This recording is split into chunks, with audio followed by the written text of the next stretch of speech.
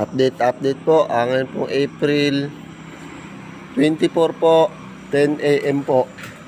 Nakabukas na po ang ating gamutan. So nasa duty pa po tayo. Mag-upload na po tayo para mas maaga, mas maraming makakakita na ating mga kasama po, na nang sa ganun po ay hindi sila naliligaw. So tuwing umaga po naglalapag po ako ng video. Lagi pong nangunguna ang video na yan. So tuwing umaga po para hindi ko kayo nahihirapan na hinuhuli ko, para kung alam nyo po kung may gamutan po ba tayo o wala, sa mismong page po kayo pumunta.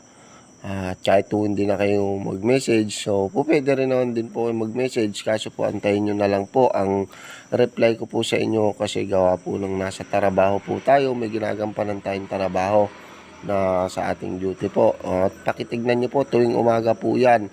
Kauna-unahang video po natin yan. Dyan nyo makikita kung tayo po ay nakabukas o hindi. At dyan nyo rin po makikita kung saan ho banda gawi ang ating gamutan po. So hindi na po kayo aabot sa dati nyo pong pinupuntahan.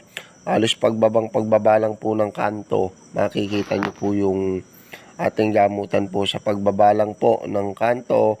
Yung dati nyo pong pinupuntahan ay pag-awi pa po ng Padulo po yon, sa Padulo. So ito pong bago nating gamutan, bungad na bungad lang po ito. Pagbaba nyo lang po ng highway. So may isang hams lang po kayo. Panoorin nyo po itong video natin. So ulitin ko po, pakitignan hong mabuti ang ating video para alam nyo po kung saan po banda gawi o banda ang ating bagong gamutan. So naglagay po tayo sa ating video na to ng mga palatandaan para mas mabilis nyo pong makita.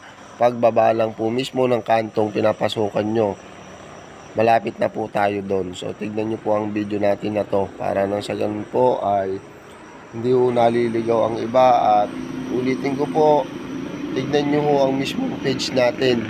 I-click nyo po ang mismong page natin at bubungad po doon, o magpunta kayo sa mismong videos ng ating reels po para doon nyo makita na yun nangunguna po na binababa natin tuwing umaga. Yun po ang ating mga schedule. So pakitignan nyo po ang video na to